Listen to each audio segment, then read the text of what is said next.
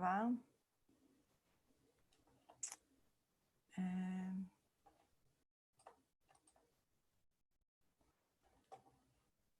Deixa eu colocar o link no grupo.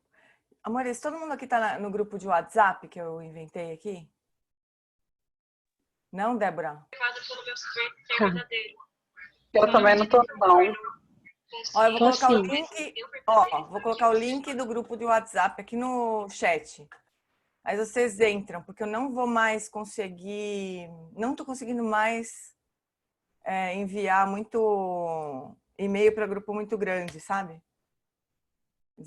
Devolve simplesmente. Imagina, mandei 50 e-mails, volta 50 e-mails. Então não dá. Aí eu vou.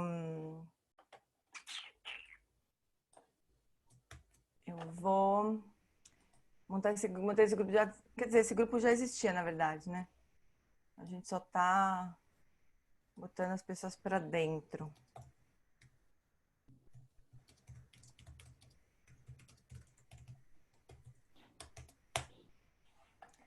Bom, acho que a gente podia começar com as preces, chuchus, porque 8 horas, assim, 8 horas a gente vai acabar, nem que esteja no meio da prece final, assim, porque começa o lama, né, lá no YouTube. Ele atrasa, então a gente não tem muito problema, né, porque ele nunca começa às 8 horas, né.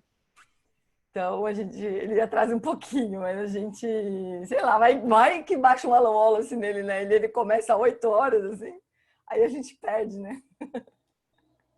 Então a gente vai tentar terminar um pouquinho antes das 8, tá bom?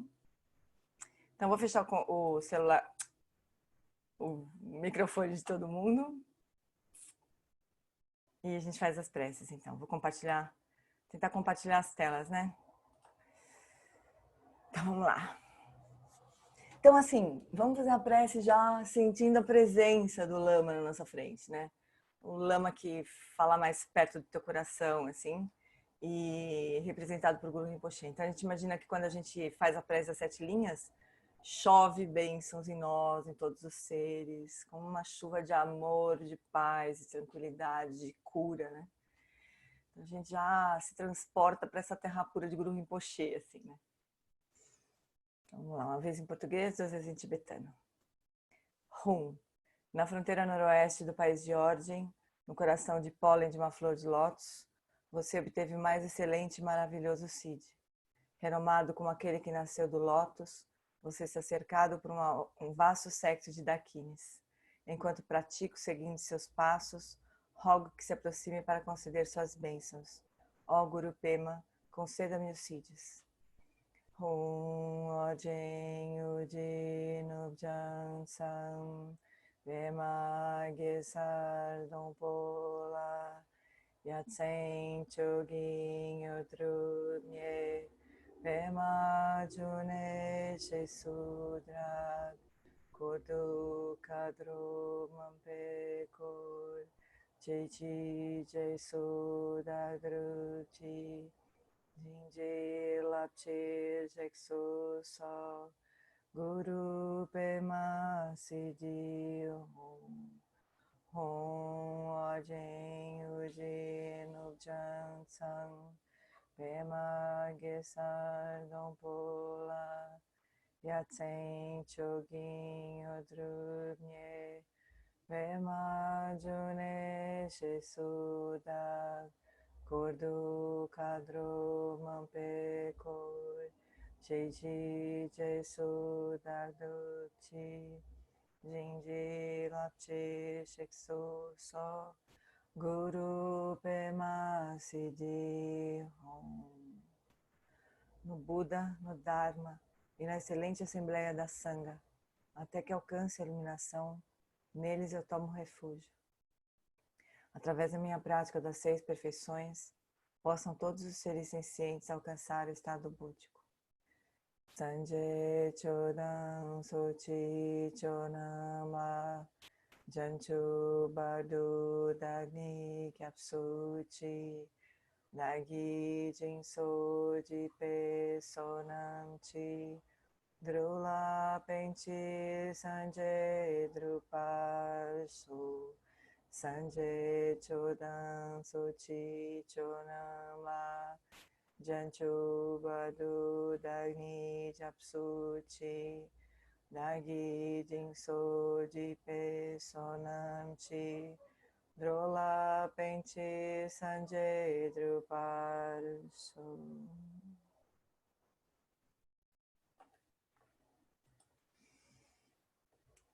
Então, amores, hoje a gente vai entrar no capítulo sobre Shamatha, né? No livro, assim. O segundo capítulo é sobre Shamatha. Então, pensei de a gente fazer uma prática que o Lama Lamola se ensina como uma preparação para as práticas de Shamatha. Ainda não é exatamente uma prática de Shamatha, né? Como se a gente preparasse o corpo, a fala e a mente para a prática de Shamatha. Né? Estão me ouvindo bem? Sim? Tá. É tão bom ver vocês, umas carinhas aí, tão bom. Então tá, chuchus. Então a gente pega meu sino.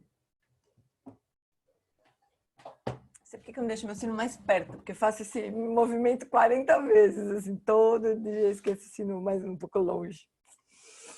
Então agora encontre uma postura confortável, que vocês possam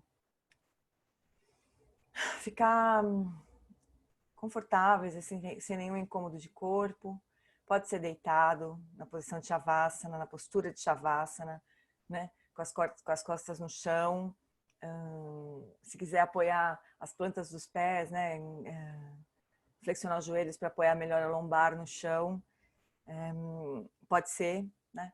Mas também sentado, simplesmente com as costas retas, né? Só para o abdômen poder ficar livre. É só isso que a gente precisa para essa prática. Mas seja qual for a postura que vocês escolherem, precisa ser confortável. Nada de dor, certo? Vamos lá, se eu ponho o sino aqui perto do meu microfone.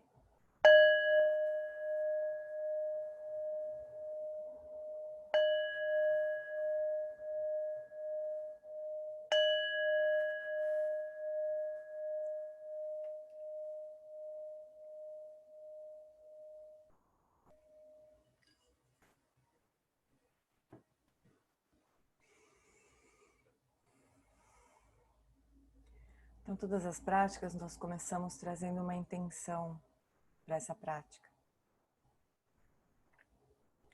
Nesse momento, talvez mais claramente do que nunca, não mais do que nunca, mas talvez mais claramente do que nunca.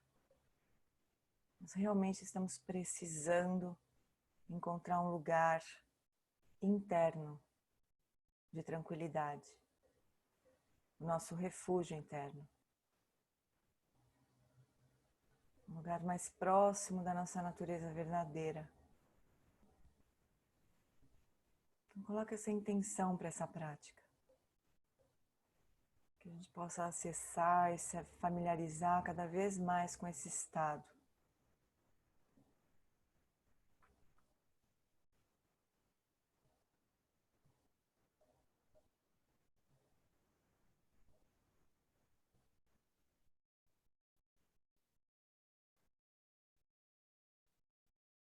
E aí, então vai trazendo a consciência para o corpo, sentindo a base de apoio do corpo no chão ou na cadeira. Sente diretamente a terra te apoiando. Estabilidade, a firmeza da terra, do elemento terra, apoiando seu corpo.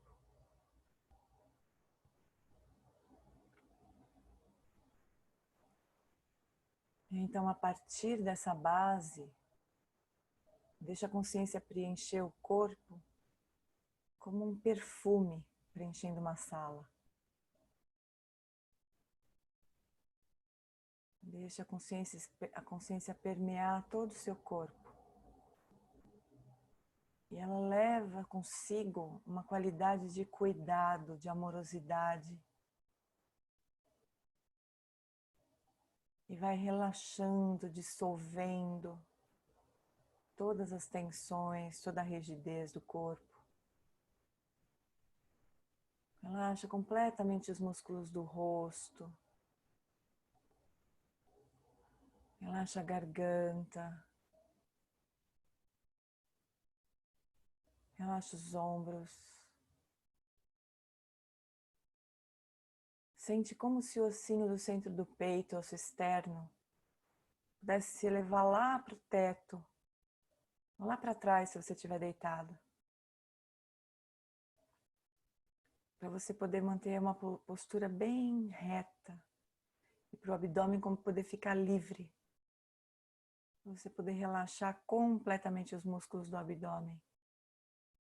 Para o ar poder entrar e sair livremente. E aí relaxa então todos os músculos do abdômen, relaxa a musculatura das costas, relaxa as pernas, relaxa os pés.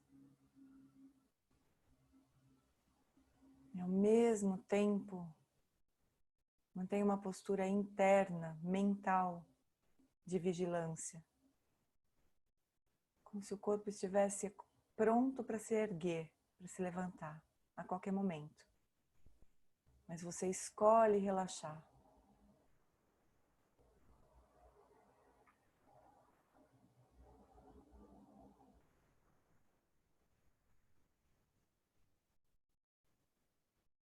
Nota que podem existir várias camadas de tensão no corpo.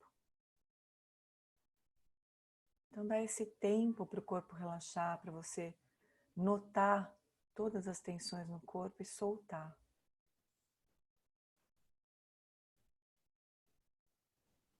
Solta o esforço por trás da tensão.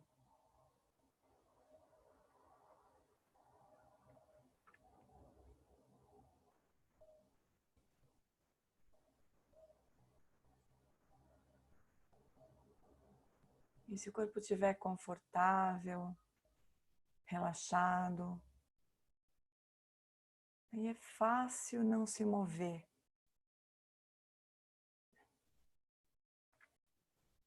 Para quietar a mente,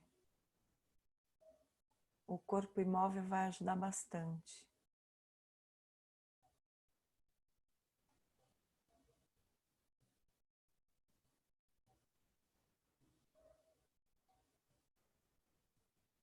E esse é o que o Lama chama de estado natural do corpo. Relaxado, imóvel e vigilante.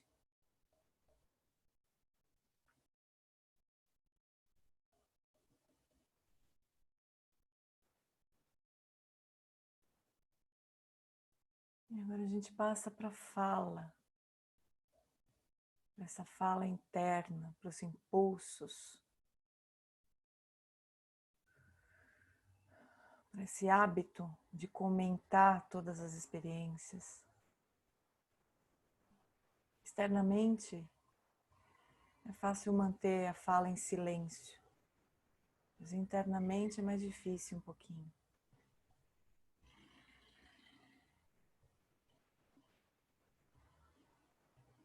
Então o Lama ensina um método indireto de aquietar a fala interna, que é estabelecer a respiração no ritmo natural. Então nota a respiração e deixa o corpo respirar da maneira que ele precisar nesse momento. Vai soltando cada vez mais o controle, a intencionalidade, a interferência no processo da respiração. E deixa o corpo respirar como ele precisa, naturalmente. Só acompanha, só testemunha o corpo respirando.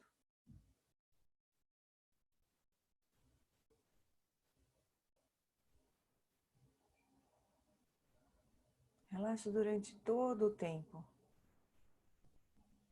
Especialmente na expiração, é mais natural nós soltarmos, relaxarmos. Mas nota que você não precisa fazer nenhum esforço para o ar entrar de novo. Então solta o ar na expiração, deixa a expiração acontecer até o finalzinho. E se prepara para receber a inspiração.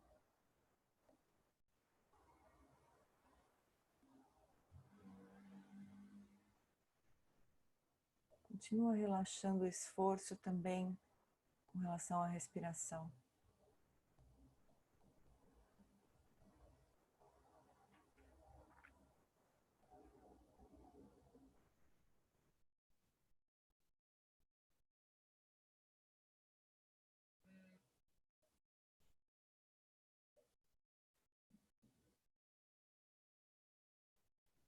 E quase que como consequência do corpo estabelecido no estado natural e a fala estabelecida no estado natural, a mente se estabelece no estado natural. Mas nós podemos ainda assim fazer o voto de durante essa sessão não dar atenção das preocupações com respeito ao passado, ao futuro,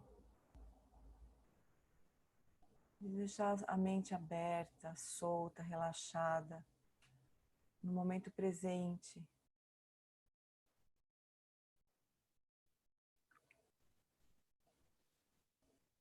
O relaxamento da mente corresponde à abertura, a soltar as bolhas de pensamentos, as bolhas de realidade que a gente vai criando,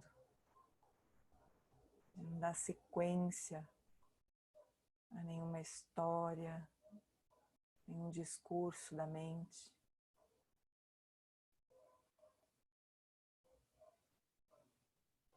E descansar nesse espaço aberto e claro da nossa própria consciência.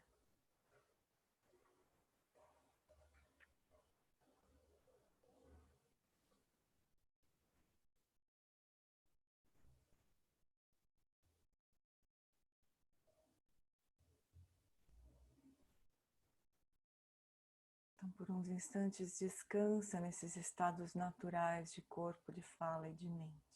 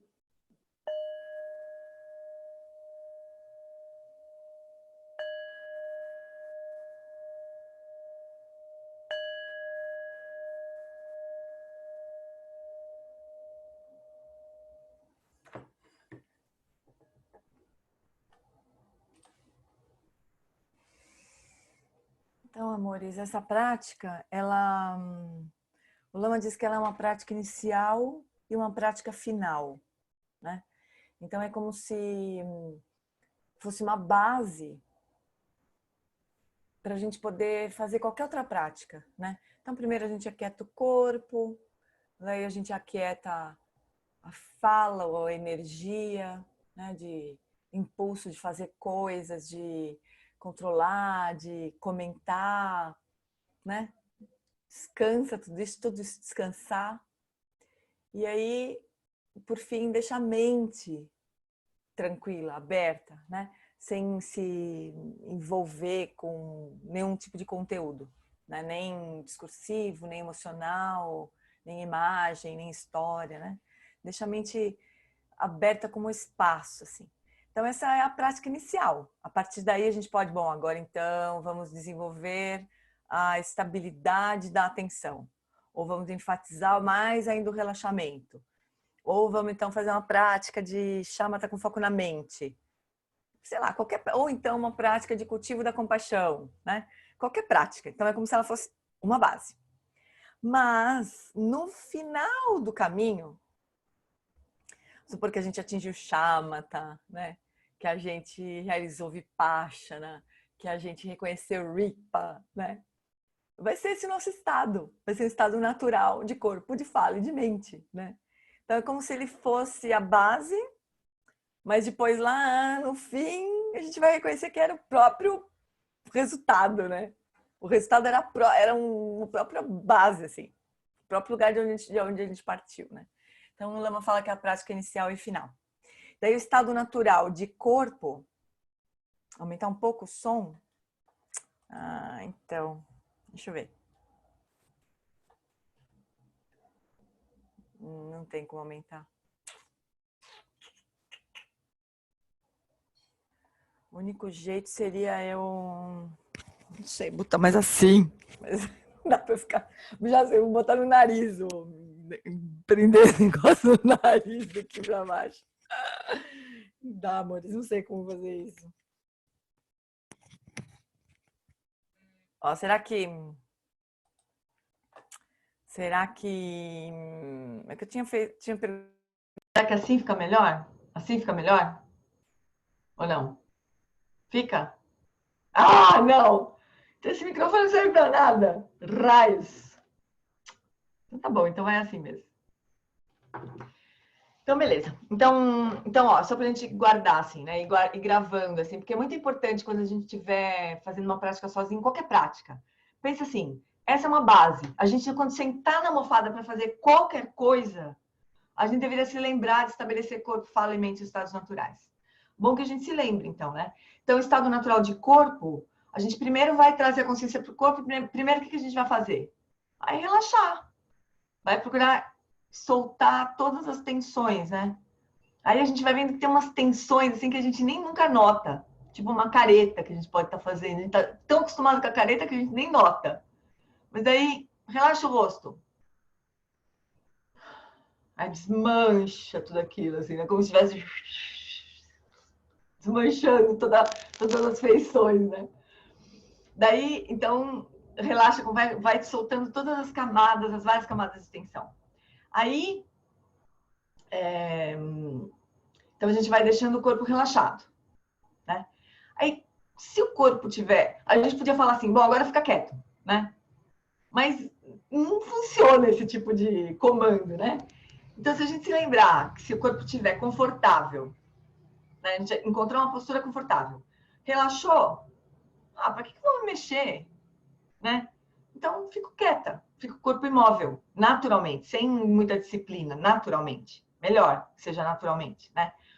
Então, relaxado, imóvel, mas eu não estou atirada no chão para dormir na sequência. Eu estou fazendo uma prática de meditação, ainda que eu esteja deitada em shavasana, né? Então, é como se internamente a gente mantivesse uma dignidade, assim, né? Estou fazendo uma prática de meditação, não estou largada, jogada no chão, né? Para babar daqui 2 minutos, né? Eu estou fazendo uma prática de meditação. Então, mantenho um estado interno de vigilância, o Lama fala. Então, o estado natural de corpo é relaxado, imóvel, vigilante, né? Daí a fala é parar a fala interna, o blá, blá, blá, né? Só que diretamente a gente não consegue. Então, o Lama ensina a gente, então, a estabelecer a respiração no ritmo natural. E essa é uma prática danada, que a gente pode aprofundar muito. Porque se a gente reparar, a gente controla a respiração, sempre. Sempre que a gente observa uma coisa de perto, que a gente pode controlar, a gente controla. Na vida, né? Então, aqui a gente treina a não controlar. Ficar acompanhando a respiração sem controlar. E aí o corpo... O Lama fala assim, que se a gente sair da frente, se a gente deixar de se atrapalhar, o corpo naturalmente se equilibra. Então, se a gente deixar o corpo respirar do jeito que ele precisar, não ficar pensando, mas espera, a respiração de um yogi é profunda e lenta. Daí a gente fica tentando respirar profundo e lento. E o corpo não está precisando respirar rápido de repente, né? Então a gente sai da frente, deixa o corpo respirar do jeito que ele quiser. Então estabelece a respiração no ritmo natural. Aí a gente vai notar que a mente vai se acalmar se a gente fizer isso. O blá blá blá, a urgência de ficar respondendo aos estímulos da mente vai diminuindo, né? Aí beleza, por fim, estabelecer a mente em estado natural. E a mente em estado natural é aberta, solta das bolhas de conversa que a gente cria, de histórias, né? Aberta e clara, assim. Então, esses são os estados naturais de corpo, de fala e de mente. Ainda não é uma prática de shamatha, né? Shamatha sempre, aqui do jeito que o Alan Wallace ensina shamatha sempre tem um foco, né? Sempre tem um objeto que vai servir de foco para a gente cultivar o relaxamento, a estabilidade e a vivacidade da atenção. Beleza? Por enquanto estamos bem? Ninguém quer reclamar de nada? Nem xingar ninguém, nada disso? Tá tudo bem? Bom, não vou perguntar muito, porque vai que vocês tenham alguma vontade, né? Melhor não. Então, vamos só estudar aqui. Vamos lá. Agora eu vou tentar, então, compartilhar. Como eu nunca mais consegui abrir o meu livro aqui de verdade, o livro final mesmo, eu vou compartilhar a última versão que eu tenho da minha própria tradução, que deve estar mais ou menos parecida com o livro, né? Mas pode ser que tenha algumas diferenças, vai dar para acompanhar. É o único jeito que eu consegui mesmo, na verdade. Então, esse capítulo 2 é a prática de shamatha, né? Então, Lama começa explicando assim. O que impede o florescimento da bondade amorosa, da compaixão e de outras qualidades que nos impulsionam no caminho espiritual, né? Se a gente fizesse essas práticas, o que nos impediria de cultivar essas qualidades? Não tem uma resposta simples, mas algo que definitivamente tem a ver com essa questão é o sentimento de inadequação com o qual nos envolvemos com outras pessoas à medida que nos aventuramos na vida. Nós tendemos a nos envolver com o outro como quem precisa de algo. Eu preciso de um emprego, eu preciso de amor, eu preciso de afirmação, eu preciso de carinho, eu preciso de respeito, eu preciso de mais dinheiro, eu preciso de mais posses, eu preciso de mais felicidade. Esse é o reino das 8 preocupações mundanas. Então, isso é uma coisa muito legal que a gente quando deixa eu abrir um pouquinho aqui, que é um assunto bem interessante, assim. Quando comecei a estudar... Estão me ouvindo? Então, né? A Lana voltou? Que a Lana escreveu aqui que não estava escutando. Voltei, já. Tá Tá ouvindo? Tô ouvindo, obrigada. Quando a gente quando eu fui estudar o Cultivating Emotional Balance, né? O primeiro tema que a gente estuda, assim, é um tema muito legal, que é o tema da eudaimonia, né? O da felicidade genuína. E depois de um tempo eu comecei a refletir, cheguei a conversar com o Lama sobre isso, que existem formas diferentes de a gente se envolver com as coisas, né? Então, a felicidade genuína não é um tipo de felicidade que está ligado a determinadas coisas ou atitudes, determinadas ações ou determinadas situações, e a hedonia, né, que são os prazeres que a gente chama de prazeres mundanos, assim, os prazeres hedônicos, né, eles estão ligados a um determinado tipo de coisa. Então, por exemplo, não é verdade que a eudaimonia está ligada, por exemplo, a atos de generosidade, por exemplo, de dar coisas para os outros. E, por outro lado, por exemplo, você cozinhar uma comida maravilhosa é necessariamente um prazer hedônico. Depende da forma como a gente se relaciona com essas coisas. Então, por exemplo, eu posso me relacionar com alguém de uma forma hedônica ou de uma forma eudaimônica. De uma forma hedônica, é isso aí que o Lama estava falando. O que eu vou conseguir dessa relação? Né?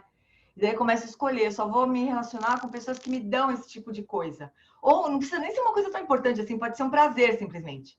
Por exemplo, eu prefiro estar com pessoas engraçadas do que com pessoas chatas, né? Porque uma relação, um tipo de interação é mais prazerosa do que outra. Isso é como funciona a mente hedônica, né? Ela vai procurar ter prazer e evitar incômodo, né? Dor, sofrimento, né? Essa é a visão hedônica, a forma hedônica de se relacionar com as coisas.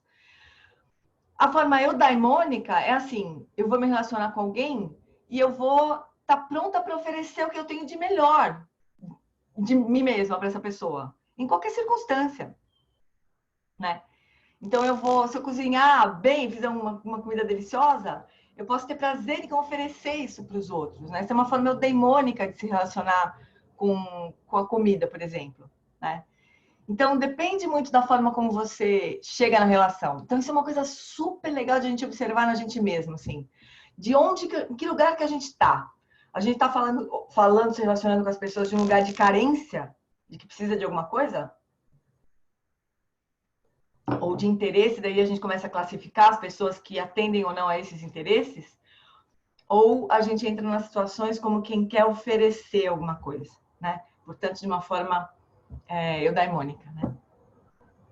Então, isso é um negócio bem legal de refletir.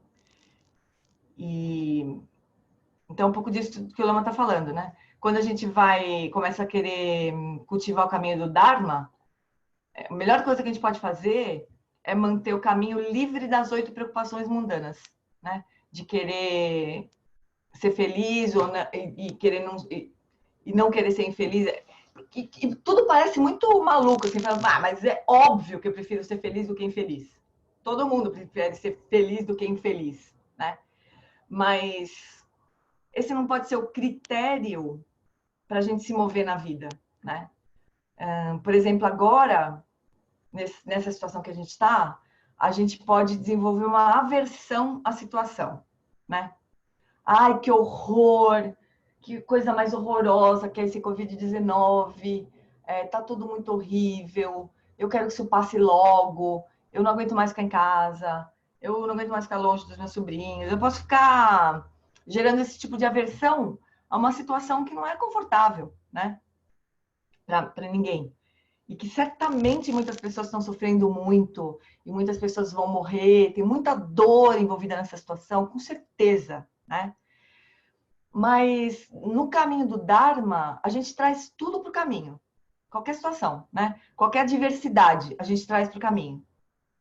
Então, o que essa situação está me mostrando, né? Como é que eu posso usar o que a gente está passando para aprofundar minha visão da realidade, para aprofundar minha visão de como me relacionar melhor com os outros, né? Tá na nossa. O Lama Wallace esses dias falou que nessa situação que a gente está, é como se o Sansara estivesse gritando na nossa cara. Ele está falando: olha, tudo é impermanente, todos são interconectados. Não tem como buscar felicidade nessas circunstâncias externas. A fonte do bem-estar não está fora. O Sansara está gritando na nossa cara, né? A gente pode escolher. A gente ouve isso e traz isso para o caminho, ou a gente fica atirada na cama chorando, se lamentando. A gente pode escolher, né? A gente tem essa escolha. Então, tentar evitar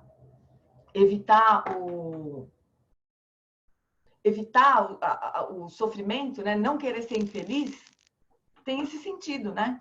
Eu vou procurar ficar me desviando de todas as circunstâncias que são desagradáveis para mim, desconfortáveis para mim. Até que chega uma hora que você não consegue mais, tipo agora. Agora, a gente não está conseguindo muito desviar, né? O máximo que a gente está fazendo é se recolhendo, mas basta a gente olhar para o lado, a gente já vê um monte de gente sofrendo, né? Então, não preciso nem falar disso, né? Porque a gente está sentindo, né? O Cleiton pergunta assim: Gê, pode explicar mais sobre o termo interconectado? Tenho uma intuição sobre o que é, mas gostaria de ouvir mais. Interconectado é assim. Não dá para a gente hoje falar que se dane quem quiser sair na rua. Quem quiser sair na rua, que se dane. Não dá!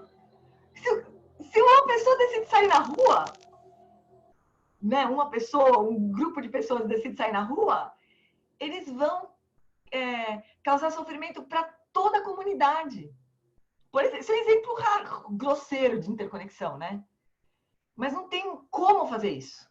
Se um grupo decide sair na rua, romper o tal do distanciamento social, as UTIs vão ficar lotadas. E qualquer pessoa que adoecer não vai ter para onde ir, vai morrer por falta de leito, né? Então, assim, não tem como dizer... Ah, você quer... Por exemplo, a gente não tem como dizer... Ah, você quer sair na rua? Então que se dane, pode sair. Não tem como dizer isso. Porque não é a pessoa que vai se ferrar, é todo mundo que vai se ferrar, né? Então, isso é um exemplo grosseiro, assim, né? Outro exemplo que a gente está vendo agora é que o descaso que a gente teve com a saúde pública está cobrando a fatura agora, né? Ter deixado de investir nos hospitais públicos está cobrando a fatura nesse momento. Então, a gente não pode mais pensar desse jeito. Tem muitos exemplos. Eu estou aqui sendo super rasa, né? Mas a situação está mostrando tudo isso para nós, né? Que as ações que a gente toma têm consequências e como está acontecendo agora, graves, né? Então a gente não pode mais pensar de uma forma autocentrada. Nunca pôde, né? Mas agora as coisas estão... Eu às vezes fico pensando assim, tá engraçado porque nada do que está acontecendo é novo, né? Quer dizer, as pessoas sempre morreram, né? As pessoas sempre morreram em um determinado momento, né? As coisas sempre mudaram, a economia sempre flutuou, as coisas sempre foram incertas, mas a gente, quando as situações, as condições externas estão mais previsíveis, né? A gente tem uma ilusão de estabilidade, não, tá tudo bem, né? A gente tem uma ilusão de que tá tudo bem e que eu tô no controle das coisas, né? Tô dominando a situação. Mas isso é completamente ilusório. A gente não tem controle de nada, né? E agora isso está muito claro. É só isso que está acontecendo. As coisas estão muito mais claras. Então é um momento maravilhoso para a gente se voltar para o que realmente importa, né? Porque tá tudo balançando embaixo do nosso pé, né? Tá tudo tremendo fora, né? Então a gente tá no momento de se voltar para dentro, de cultivar esse refúgio interno, né? Então, uma coisa maravilhosa que está acontecendo, muitas coisas maravilhosas estão acontecendo, né? Muitos mestres dando ensinamento na internet que a gente não teria acesso se não fosse o que está acontecendo agora, né? Muitos exemplos de generosidade, de amor pelo próximo, coisas maravilhosas acontecendo também, né? A gente precisa se abrir para enxergar tudo ao mesmo tempo e desenvolver um tipo de paciência que o Shantideva dizia, um dos 3 tipos de paciência, que era a paciência de lidar com a complexidade. Então, assim, um monte de coisa acontecendo, a gente não tem controle sobre nada do que está acontecendo, não sabe onde vai dar, né? Muitas coisas legais acontecendo, muitas coisas horríveis acontecendo ao mesmo tempo. Não dá para dizer, ai, que maravilhoso esse vírus. Lógico que não, né? Mas muitas coisas muito legais estão acontecendo, muitas coisas horríveis estão acontecendo ao mesmo tempo. Isso é complexidade, né? Não tem uma causa e um efeito, é uma matriz de causas e condições que vão se organizando de um determinado jeito, se configurando, né? Essa é a complexidade. Agora, a gente não aguenta isso, né? A gente quer saber, afinal de contas, quando é que eu vou poder sair de casa? Afinal de contas, quando é que vai ser esse maldito desse pico da pandemia? A gente quer respostas, né? Já! A gente quer que o ministro faça uma live agora, explicando todas as nossas dúvidas, né? Ninguém sabe como esse desgraçado desse vírus se comporta, né? Mas a gente não aguenta. Então, esse tipo de paciência de lidar com a complexidade é a hora de cultivar isso aí, né? Então, mas se a gente ficar o tempo todo querendo se livrar do que é desconfortável, a gente nunca tem chance de desenvolver essas qualidades, né? Então, deixa eu ver aqui o chat. A Lana falou assim, falou do livro do Tishnahana, que fala do interser. A gente como eu disse para a pergunta do Clayton, eu dei um exemplo muito rasteiro, assim, muito, né, grosseiro de interdependência. Mas não tem, a interdependência, ela é assim, não tem nada que a gente seja nesse momento, nada que a gente tenha nesse momento que não envolveu 1 milhão de pessoas, 1 milhão de círculos. Essa caneta aqui, que é feita na China, eu acho. Sei lá onde que ela é feita. Mas quantas pessoas não trabalharam para essa caneta estar aqui na minha mesa hoje, né?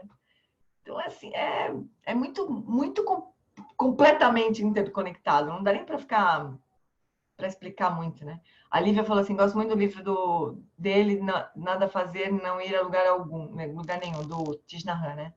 Gustavo falou, aproveitei e assisti todo o retiro do Alaoas do ano passado, tá vendo? Maravilhosa essa quarentena, né?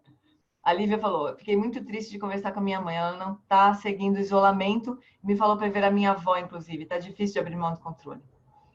Então, a gente faz o que a gente pode, né? A gente aconselha, mas, por fim, também faz parte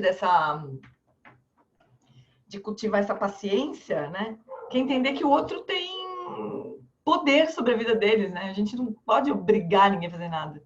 O máximo que a gente pode fazer é aconselhar, é alertar, falar como a gente se sente, né? Olha, eu tenho medo que você saia na rua, porque você pode adoecer.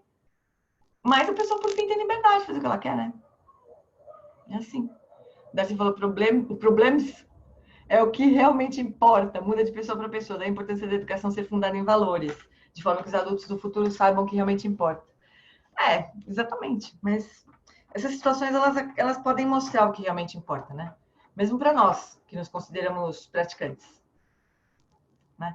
A gente pode, num momento como esse, né, se ligar que a gente não estava tão dedicado assim ao que realmente importa, né? Pode acontecer também.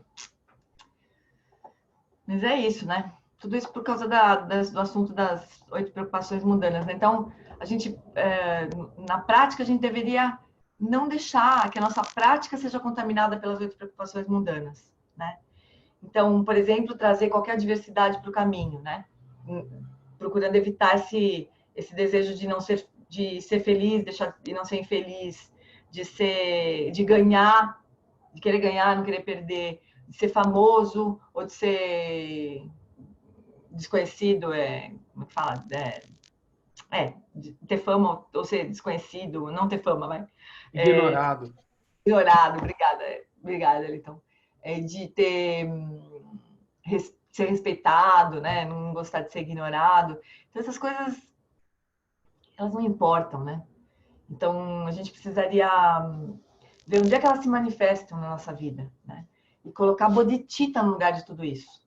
Não importa, o que importa é a gente poder cultivar as qualidades mais elevadas para ajudar as pessoas, né? Isso que importa. É a bodhicitta, de atingir a iluminação, não é ajudar as pessoas só, é de atingir a iluminação, né?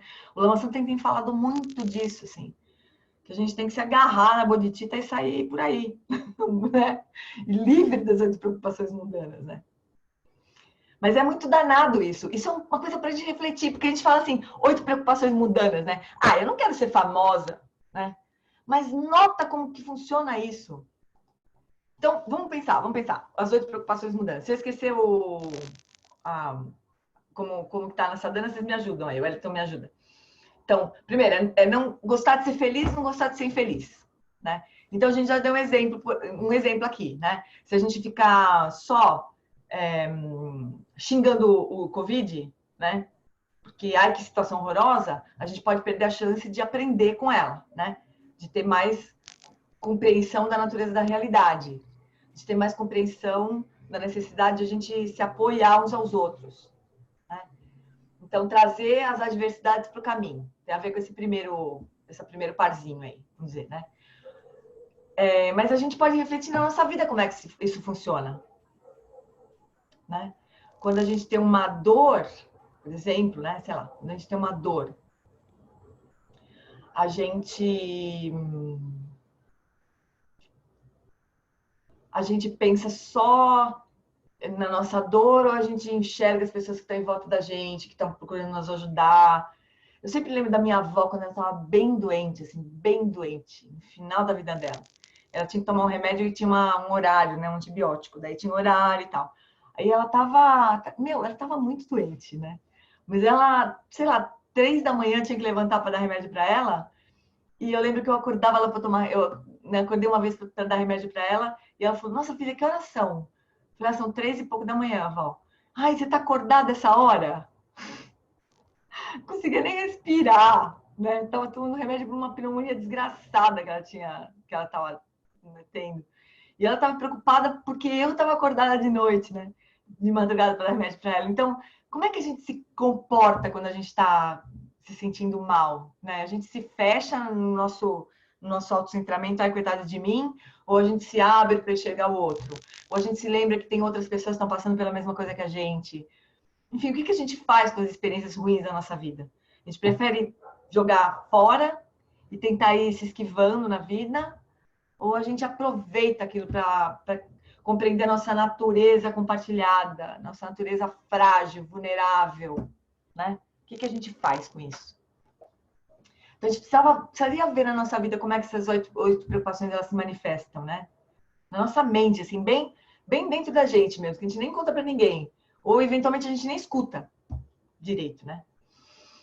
Então, não gostar... Querer ser famoso, não gostar de ser ignorado. A gente pode dizer, eu não quero ser famosa, né? Mas não é exatamente só isso, né? É assim, tipo,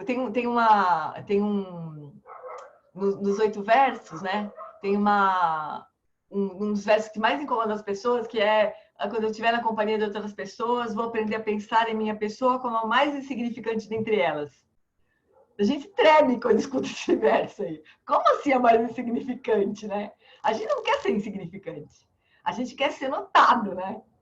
A gente não se conforma de ficar quietinha, sei lá, em algum lugar e ninguém reparar que a gente está lá, né? Pode ser que a gente tenha um impulso de querer ser vista, né? E se não for, passa mal. Quer dizer, a nossa energia pode flutuar segundo esse critério, né?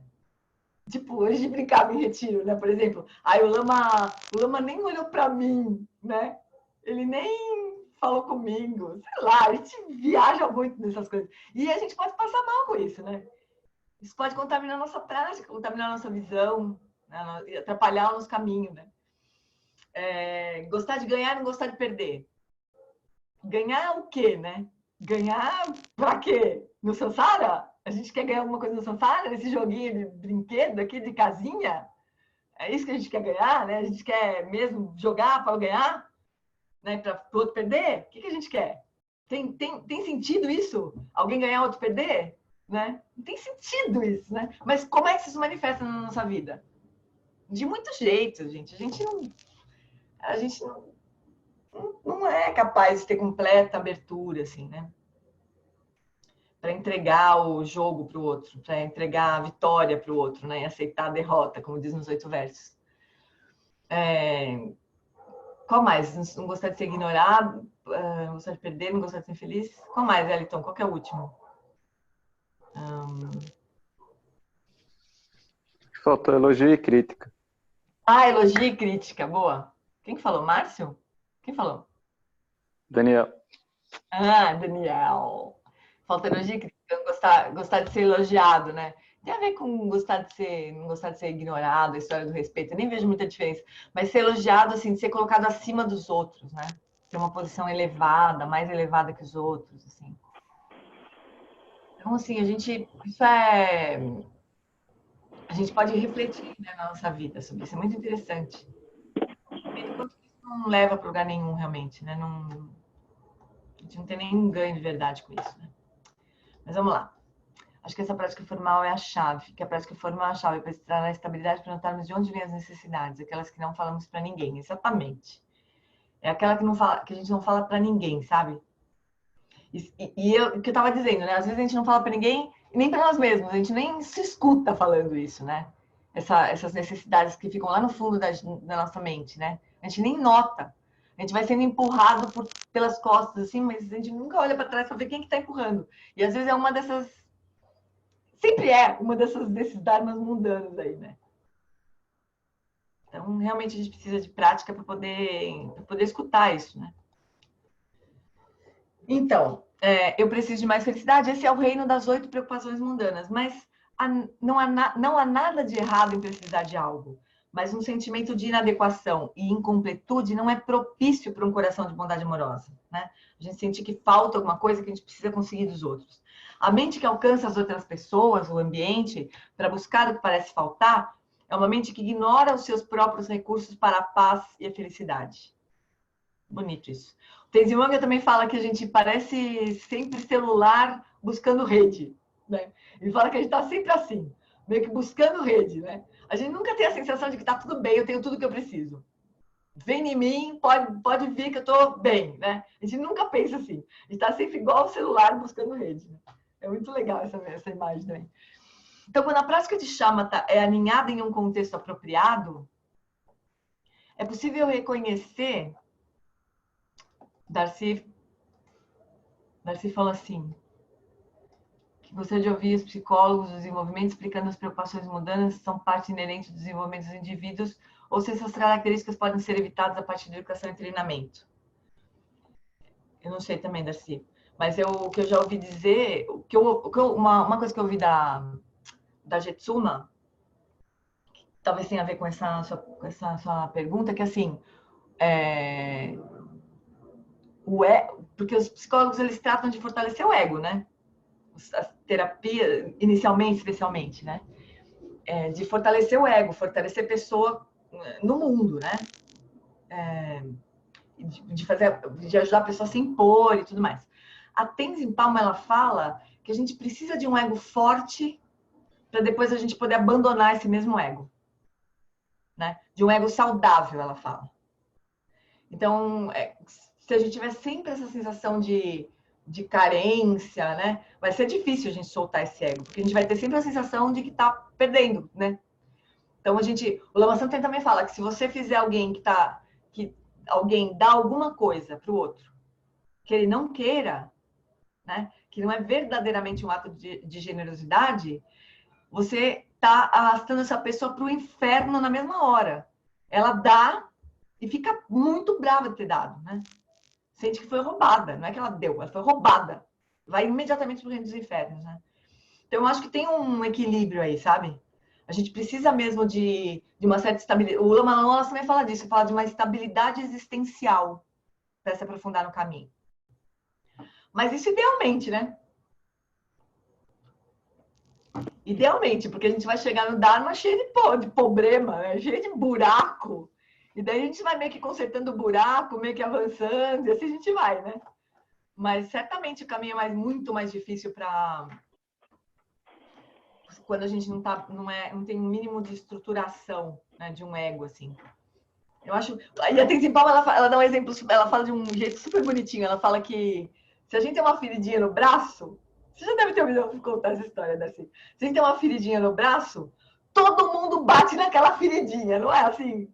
A gente tem a sensação que se tiver que bater alguma parte do corpo na parede, vai ser o braço, a feridinha no braço, né? Então a gente fica o tempo inteiro lembrando da bendita da feridinha, né? Pentelha, né? Fica sempre lembrando. Daí, se a gente não tem feridinha nenhuma no braço, a gente nem lembra que tem braço. Então ela usa essa metáfora, né? Que a gente precisa de um ego saudável para poder largar a mão dele, para poder sair da frente, tirar o ego da frente e se relacionar verdadeiramente com o outro, né? Daí você falou que acha que o Dharma é um fantástico guia para o desenvolvimento psicológico. Pode ser. Transcendente, né? Também. Com certeza. Então, vamos seguir. Ai, caramba, fechei aqui. Fiz. Oxi. Espera, pessoal, que eu... Nem sei se eu não caí aqui.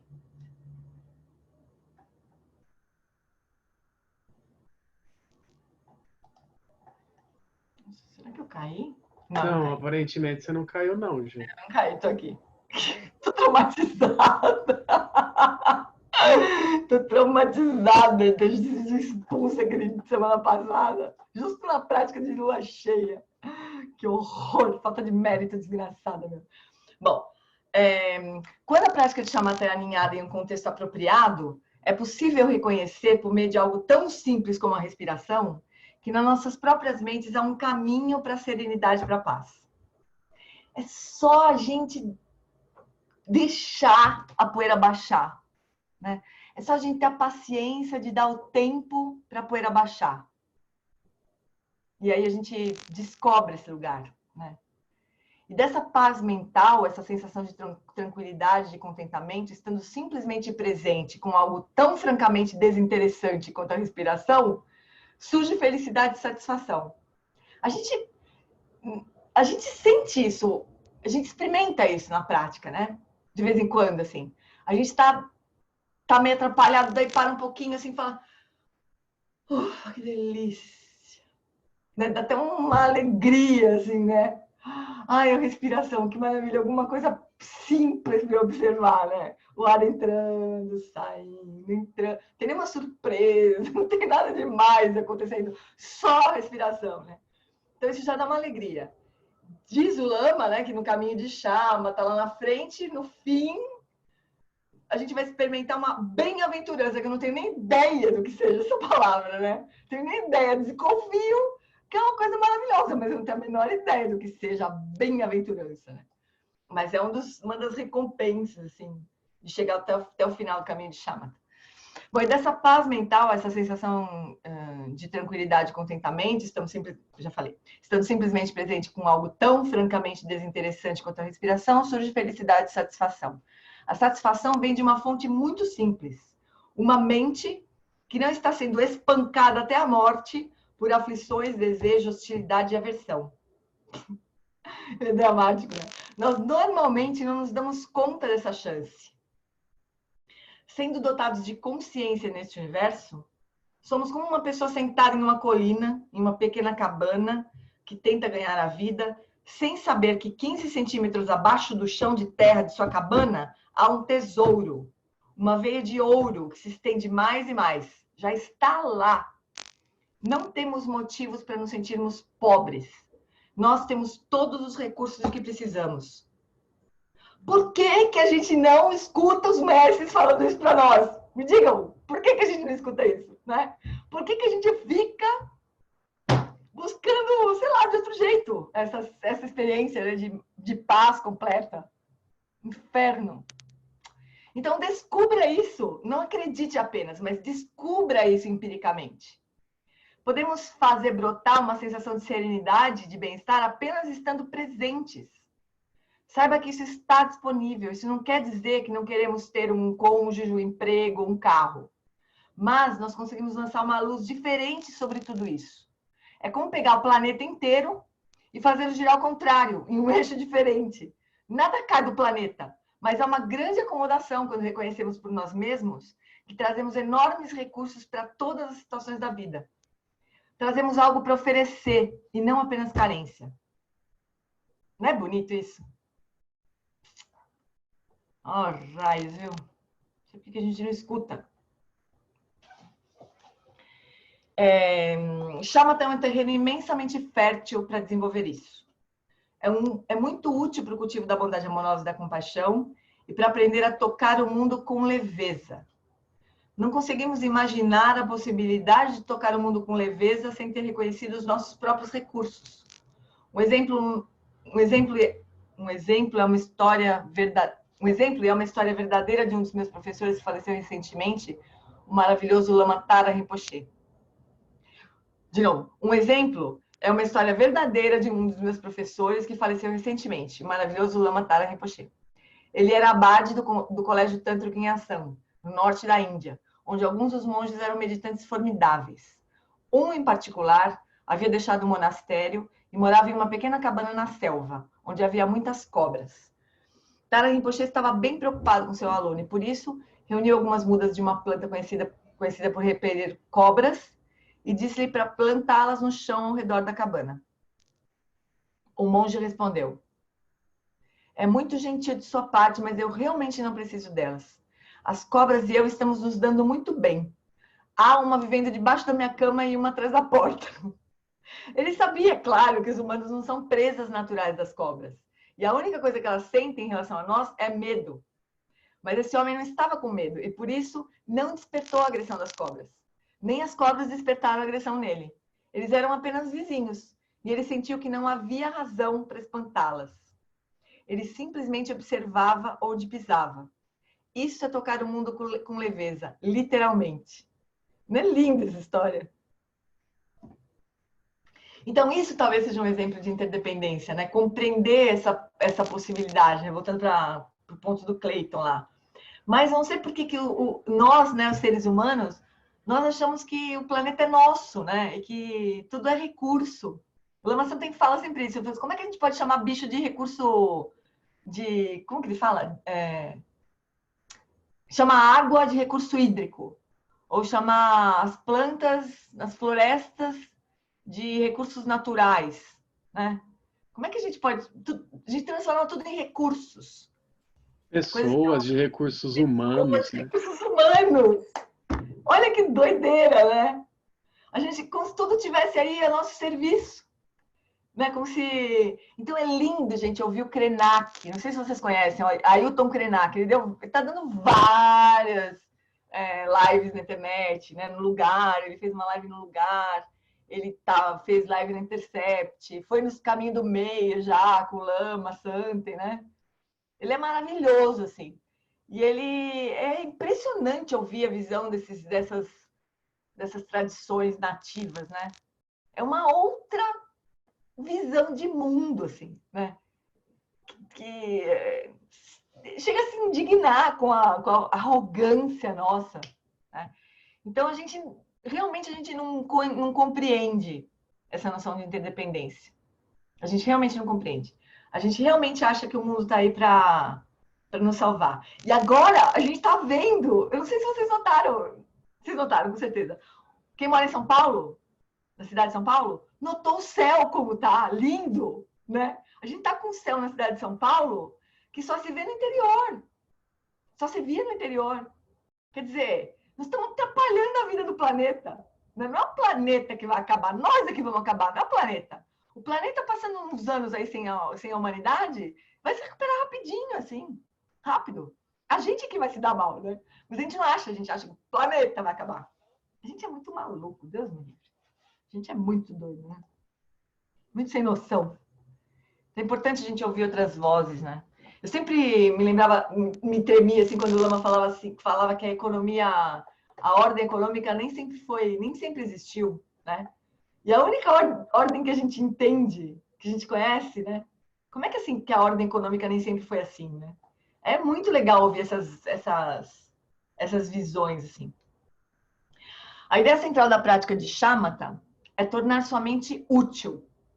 Isso significa que seja qual for a maneira pela qual você deseja utilizar a mente, ela estará apta para realizar o propósito. Seja para ensinar, para meditar, para compor uma música, seja o que for que você precise fazer, você agora tem uma mente que está realmente funcionando bem. Até que você tenha realizado o shamatha, a mente é considerada disfuncional. Essa mente disfuncional, ela é pesada, inflexível, rígida, escura e propensa ao mau humor, na melhor das hipóteses, né? Ao mau humor. Qualquer virtude que você deseje cultivar, a mente se recusa. A mente útil, ao contrário, é alegre, leve, estável e clara e pronta para se dedicar ao cultivo de qualidades virtuosas. Então é isso.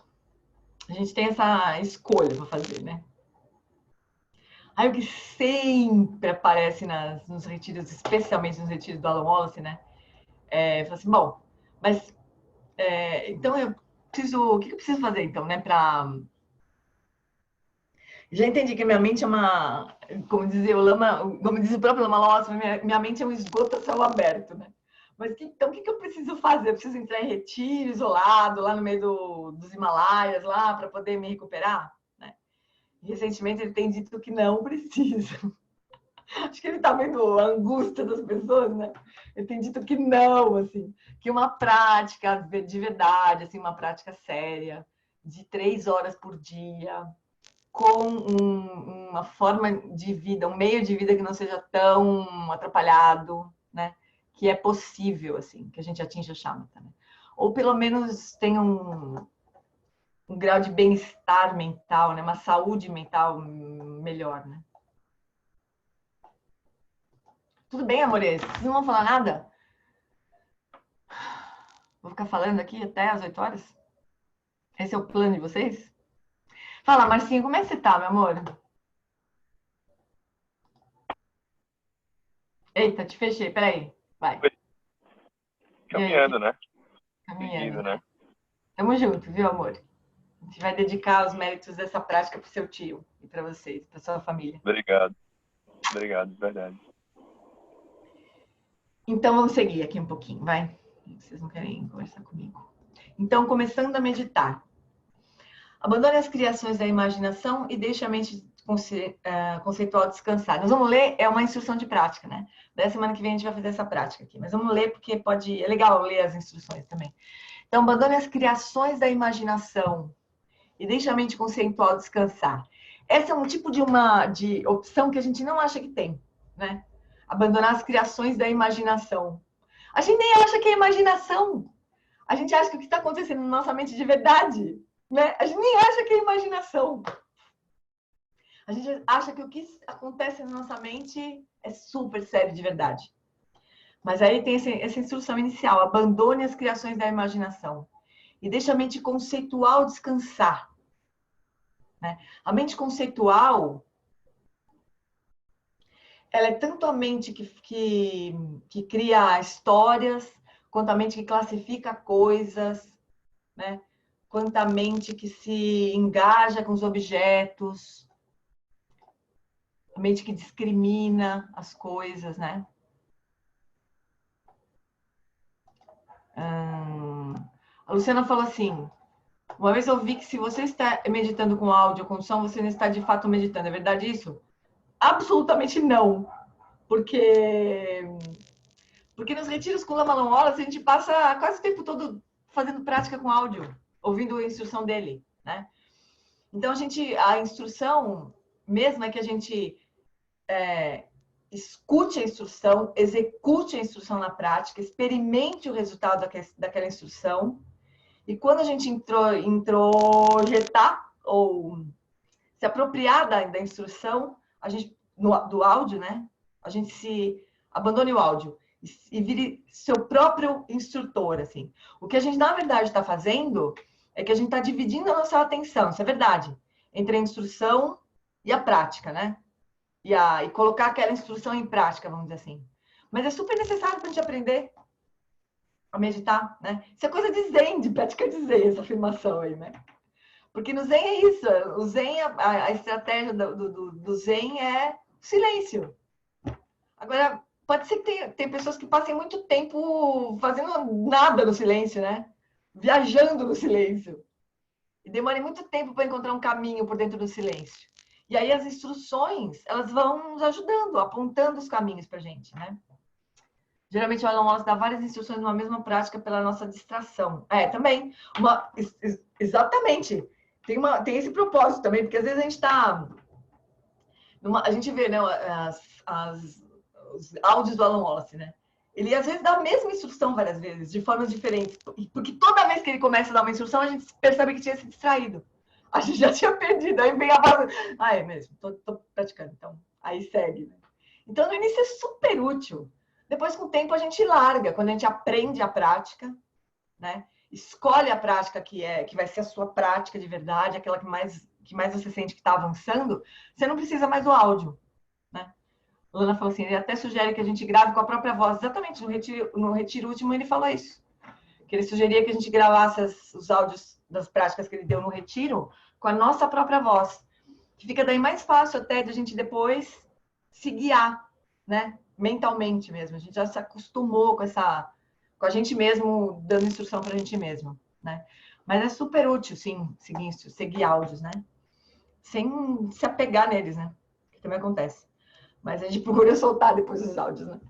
Então, abandone as criações da imaginação e deixe a mente conceitual descansar. Traga sua atenção para o presente, sem escorregar para fantasias sobre o futuro ou lembranças do passado. Permita que a sua consciência permaneça no momento presente, no seu corpo, testemunhando silenciosamente as sensações táteis em todo o corpo. A pressão das suas pernas, coxas e nádegas contra o chão, ao longo do tronco, na cabeça, a sensação de calor ou frio, qualquer sensação de formigamento ou vibração. Deixe sua consciência se estabelecer nesse campo de sensações táteis, descansando como um bebê em um berço. Testemunhe passivamente as sensações associadas à inspiração durante todo o curso da inspiração. Em seguida, siga as sensações associadas à expiração durante todo o curso da expiração. Durante toda a prática, a respiração não deve ser controlada ou manipulada, com cuidado de relaxar o abdômen, especialmente o baixo ventre. Solte esses músculos para que você possa sentir a inspiração começando no baixo ventre, né? Para a respiração ser mais completa. Se for uma respiração superficial, você sentirá apenas a parte inferior do abdômen se expandir. Uma respiração mais profunda se expande do baixo ventre para cima. E o diafragma também se expande. Uma respiração ainda mais profunda se move do abdômen para o diafragma e para o peito. Mas deixe que comece no abdômen para que você não respire apenas no peito. Encontre a área na região das narinas, onde consegue perceber as sensações táteis durante a inspiração. Então, quando a mente estiver sintonizada com essas sensações, observe as sensações táteis que se seguem à inspiração e imediatamente antes da expiração. Em seguida, observe as sensações no mesmo ponto durante a expiração. Posicione a mente nessa região como se colocasse um bebê em um berço. No início, você tem uma sensação de ritmo, a oscilação da inspiração, expiração, inspiração, expiração. Deixe a sua consciência descansar nesse lugar tranquilizador. Essa é uma prática que normalmente o Lama não ensina de cara, né? É uma prática muito comum na tradição Theravada, né? De posicionar o foco da atenção na sensação da passagem do ar pelas narinas, né? Mas, normalmente, o Lama começa com uma prática de shamatha na respiração, mas focando o corpo todo, né? Para a gente poder relaxar completamente, né? Sem apertar muito o foco. Depois, ele passa para o foco no abdômen. E depois, ele passa para o foco nas narinas, né? Mas aqui ele já mandou uma instrução de shamatha para o foco na passagem do ar pelas narinas, né? E essa prática, ela tem uma... Bom, ele vai falar agora, porque ele vai falar das 3 fases, né? Das 3 ênfases, assim. Mas um dos problemas que a gente pode sentir com essa prática de shamatha com foco nas narinas é... é ridículo falar, mas acontece isso aí. Aconteceu comigo bastante antes de conhecer o Alan Ross, muito antes. Na época que eu era só praticante de yoga. Eu recebi essa instrução de acompanhar a passagem do ar pelas narinas e, sem querer, se a gente não recebe essa instrução, se a gente não recebe esse aviso, sem querer, a gente acaba querendo olhar para as narinas. Então, é como se a gente quisesse... É ridículo falar, mas talvez vocês já tenham sentido isso. É como se a gente quisesse focar a atenção visual nas narinas. Aí começa a doer os olhos, doer a cabeça. Daqui a pouco você tem dor de cabeça e não sabe por quê. Eu tenho uma aluna na turma da Nath, a Cris, que falava que sentia dor de cabeça. Ela tinha aprendido a meditar. Essa era a única forma de meditar que ela tinha aprendido. Fazia essa prática há muitos anos e morria de dor de cabeça. Aí, o ano passado, quando a gente começou o curso, e ela escutou essa explicação, ela falou: mas eu sempre tive dor de cabeça. E eu não achava que era por causa da meditação, né? Aí ela achou uma delícia, né? Porque ela aprendeu a relaxar. E a gente, se fechar os olhos, então, se a gente fechar os olhos, a gente nota menos ainda esse esforço que a gente está fazendo com o olho, sabe? Se você abre o olho, você fica vendo, você percebe que você está fazendo força com os olhos, né? Mas se você fechar os olhos... Então, a gente tem que ter muito cuidado, de lembrar muito de relaxar essa região do rosto aqui, os músculos ao redor dos olhos, e de preferência deixar os olhos abertos. Porque caso a gente comece a ficar vesga, né? A gente nota. E aí solta, né? Relaxa, não vai correr o risco de sentir dor de cabeça, né? Mas enfim, é isso. Agora vamos olhar essa explicação que é super importante. Então, relaxamento, estabilidade e vivacidade. Há 3 pontos de ênfase na prática de shamatha. Relaxamento, estabilidade e vivacidade, nessa ordem, né? É muito importante abordá-los nessa sequência. A primeira ênfase está em induzir uma sensação de relaxamento do corpo e da mente. Um relaxamento da consciência. essa não é uma concentração forçada, tensa ou dirigida, mas sim uma concentração que permita que a consciência descanse no campo das sensações táteis, no ritmo da inspiração e da expiração. Em razão de um profundo hábito e de muitos impulsos, é difícil para a mente permanecer em repouso por muito tempo. Sua atenção certamente se afastará, lançada à imaginação, à lembrança, a alguma linha discursiva de pensamento, desejo ou emoção. Se você descobrir que a sua mente foi arrastada, veja se pode liberar o esforço que está sendo exercido para levar a mente embora. Então, olha só, quando a gente está relaxando, né? Relaxou o corpo, aí está tentando manter a mente, a atenção nas sensações do corpo. Aí a gente deixa a atenção nas sensações do corpo, aí daqui a pouquinho, na verdade, 5 segundos depois, alguma coisa leva a nossa atenção embora. Alguma história, alguma preocupação arrasta a nossa atenção, né? E aí a gente pode ter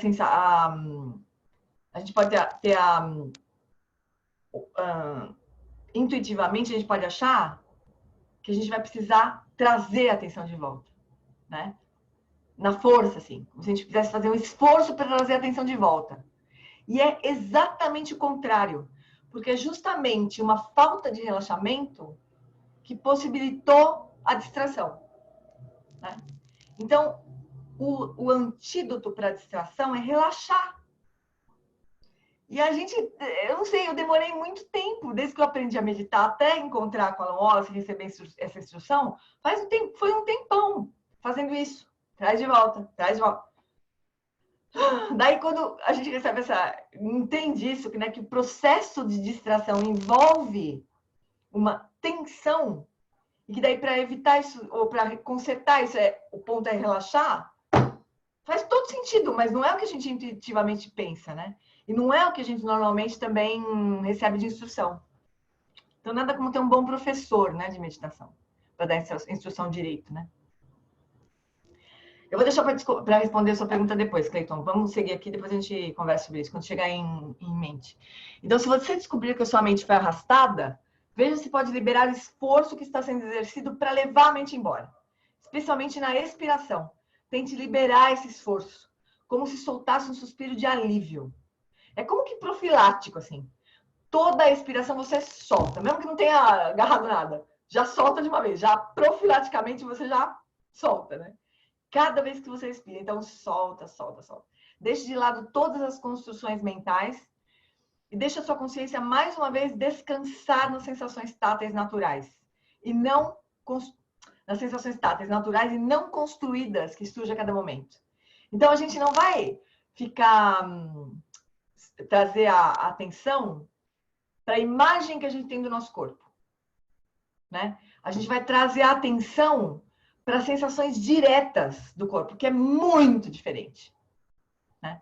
É lá que a gente vai descansar, deixar nossa mente descansar, né? Porque a imagem que a gente faz do corpo, ela é conceitual, é justamente isso que a gente está querendo evitar, que a nossa mente continue no modo conceitual. A gente quer que a nossa mente vá cada vez mais para o modo perceptivo. A gente quer que ela perceba as sensações e não conceitue a experiência, né? Então, nas primeiras sessões, não se preocupe com a estabilidade, ou seja, com a continuidade da atenção. Então, são três qualidades que a gente quer desenvolver, né? A primeira é relaxamento. Então, nas primeiras sessões, eu não sei bem que quantidade... Deixa eu ver no livro que fica mais fácil ter ideia, né? Eu não sei bem quanto que a gente vai ficar nessa... É pouco, não é muita coisa. Porque o livro não é de Shamatha, né? O livro é das 4 incomensuráveis. Mas tem um tempo aqui que a gente vai fazer. Mas as primeiras práticas, sempre a gente vai procurar cultivar o relaxamento, né? Até que depois, todas as práticas, a gente entenda que precisa primeiro relaxar, né? O relaxamento já é sempre a base, né? Como se fosse a raiz da árvore, assim. Depois é que a gente vai se preocupar em sustentar o foco da atenção, né? Em estreitar o foco da atenção, em disciplinar a mente, né? Mas é a segunda etapa. A primeira é relaxamento. É o que a gente mais precisa na nossa vida, né? Então, nas primeiras sessões, não se preocupe com a estabilidade, ou seja, com a continuidade da atenção. Não se preocupe com a clareza ou a vivacidade da atenção. Esse é o terceiro ponto. Elas virão com o tempo. Mas, para começar, basta ver se é possível reagir à agitação mental e à distração, não tentando contê-las, mas liberando o esforço que sustenta a agitação. Essa instrução, gente, ela é... Não sei como fazer para enfatizar mais, assim. Ela é a chave da prática, né? Liberar o esforço que sustenta a agitação. Retorne e deixe a consciência descansar no ritmo suave da inspiração e da expiração, sentindo as sensações táteis por todo o corpo. Deixe a sua respiração se dar sem... Deixa eu só dar uma olhada no tamanho desse texto, para a gente ver onde que a gente vai parar. A gente vai parar agora e fazer a dedicação. Porque... Deixa eu ver, retorne... A gente vai parar aqui, tá? Vou até marcar aqui para a gente lembrar semana que vem. Eita! Não certo. Então, assim, esse primeira explicação sobre shamatha, né? Ela é a chave para a gente, para qualquer prática de meditação, para qualquer instrução que a gente receber de meditação. Então, o relaxamento vai ser sempre a chave, vai ser sempre o antídoto para a gente poder. O Lama fala assim: 80% dos problemas que os meus alunos me trazem sobre a prática deles é por falta de relaxamento. 80% dos problemas. Lama, mas Não, mas eu não consigo me concentrar quando eu percebo, eu tô não sei o quê. Então, relaxa mais. Não, mas eu tô sentindo uma dor na cabeça, porque... Relaxa mais. 80% das reclamações que as pessoas levam para ele é por falta... a resposta é sempre a mesma, assim. Relaxa mais. Né? Não dá nem graça. Dá até vergonha de fazer pergunta, porque mais ou menos que a gente já sabe a resposta. O Cleiton perguntou o seguinte, eu vou responder rapidinho, daí a gente vai fazer a dedicação. Express também, para a gente poder ir pro Lama lá. Já perguntei 1000 vezes, mas vou perguntar de novo. O Cleiton falando. Nesse contexto, tem diferença entre consciência e mente? Se tem, qual é a diferença? E o Darcy respondeu: Cleiton, não me canso de pensar, perguntar, estudar, buscando compreender a diferença entre consciência e mente. Preparem-se que essa questão vai ser eliminada nesse momento. Então, vamos lá. Neste contexto, do Alan Wallace, tá? Do Alan Wallace. Que é para a gente poder seguir, né? Com consciência é aquilo que permite que a gente experiencie qualquer coisa.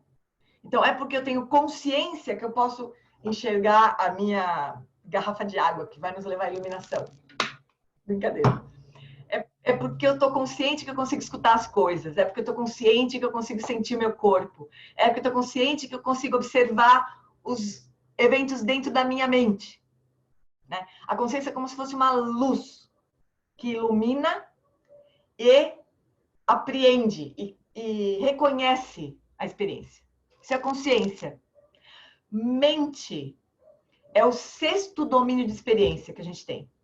A gente tem os 5 sentidos, então a gente tem experiências visuais, olfativas, gustativas, auditivas e táteis.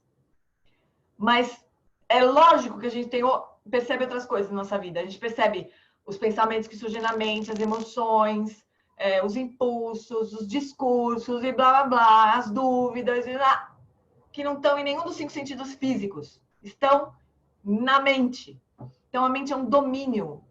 A consciência, ela pode iluminar o espaço da mente e o que surge no espaço da mente. E ela pode iluminar qualquer outra percepção de qualquer outro sentido físico. Beleza? Pode falar um pouco? Beleza, maravilhoso. Tá. Acho maravilhoso. Mas posso dizer o que eu ouvi de estudioso, de uma pessoa, um colega nosso estudioso, não precisa citar aqui, mas ele disse assim, se a gente pegar os 5 skandhas, o que a gente tem? A gente tem um skandha que é material, e 4 skandhas que são, né, mentais. Faz sentido? Percepção, parará, e consciência é um desses skandhas. Aí ele foi mais além, disse assim, se você reparar nos 12 elos da originação interdependente, o segundo elo é consciência. Não, não é. É o terceiro elo, Darcy. O terceiro elo é consciência. Vamos deixar essa discussão para a próxima semana, porque a gente tem que ver o Tá lama. bom, vamos deixar. E aí, só para Não, Darcy, é o seguinte, ó, vou te dizer uma coisa. É bom a gente circunscrever, assim, em que contexto que a gente está definindo as coisas. Por isso que eu disse, neste contexto, nos ensinamentos do Alan Wallace, para fins de aprender a fazer as práticas de shamatha, consciência é isso, mente é isso. Né? No contexto do Theravada, tem outras explicações. Os 5 skandhas têm outras explicações. Tem várias explicações diferentes. Então, a gente precisa um pouco delimitar em que contexto que a gente está querendo conceituar as coisas, sabe? Mas você concorda que na semana que vem a gente pode conversar um pouquinho a esse respeito? Claro! Porque você vai me lembrar? eu não estou fazendo nenhuma contraposição aqui ao professor Alan Wallace. Eu sei, Darcy. Eu sei que não, querido, eu sei que não. Mas eu estou falando assim, do ponto de vista de experiência, sabe? A hora que eu estou meditando, e se ela é uma meditação analítica, isso para mim é importante. E aí eu queria dividir com vocês e perguntar, inclusive, né? Ouvir de você, tá bom? Tá bom, vamos fazer a dedicação, que eu quero fazer a prática do Buda da Medicina às 8 horas, com o Lama Santen. Então, peraí, só um minutinho, deixa eu...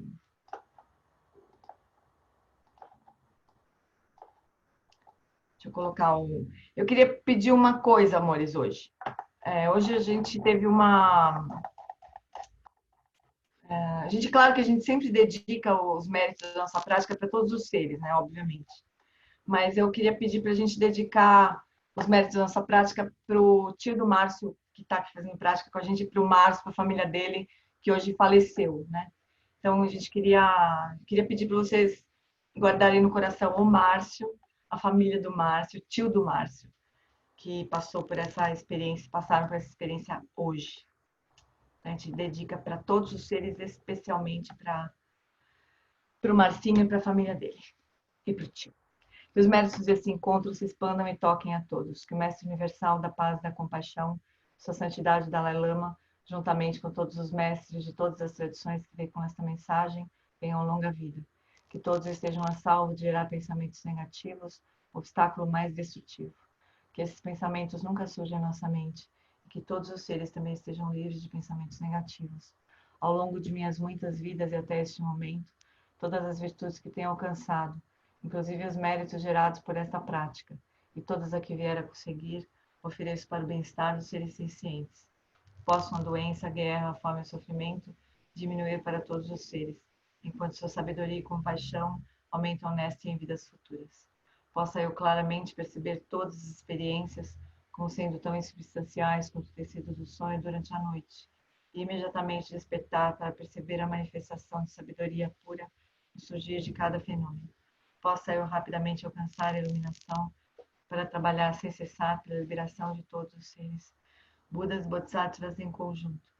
Seja qual for a sua motivação, sua ação benéfica e preces auspiciosas, seja qual for a sua onisciência, realizações e poderes benévolos, seja qual for a sua imensa sabedoria, eu que igualmente venho para beneficiar os seres, rogo para que possa alcançar as mesmas qualidades. Neste exato momento, possam unir mesmo os nomes doença, fome, guerra e sofrimento ser ouvidos pelas pessoas e nações da Terra, mas possam sim, sua conduta moral, mérito, riqueza e prosperidade crescer, e possam suprema bem-aventurança e bem-estar sempre surgir para elas. Última prece.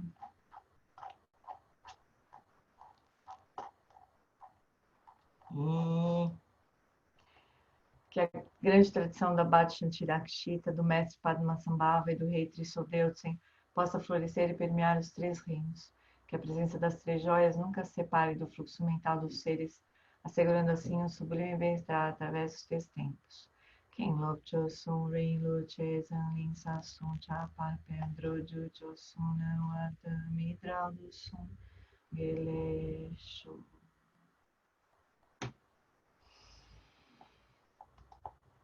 Obrigada, amorzinhos. Deixa eu ver aqui. Obrigado. Obrigado. Obrigada, amores. Boa noite. Obrigado. Obrigada, Agora gente. pra Sua cama. sua irmã Você falou, falou do Lama Santos. sua Obrigada. irmã falou que eu levei Boa coelhada. noite. Ah, claro, Darcy. Esse coelho eu vou te falar, viu? Tchau, Darcy. Tchau, beijo. Tchau, tchau. Beijo, beijo. Pra todo mundo.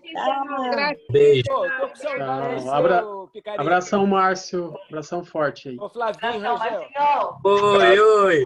Picareta. Fala, seu Tchau de lindo. coração, Saudade. viu? Tá Obrigada. bom. Tchau, G. Obrigado. Tchau, querido. Obrigada.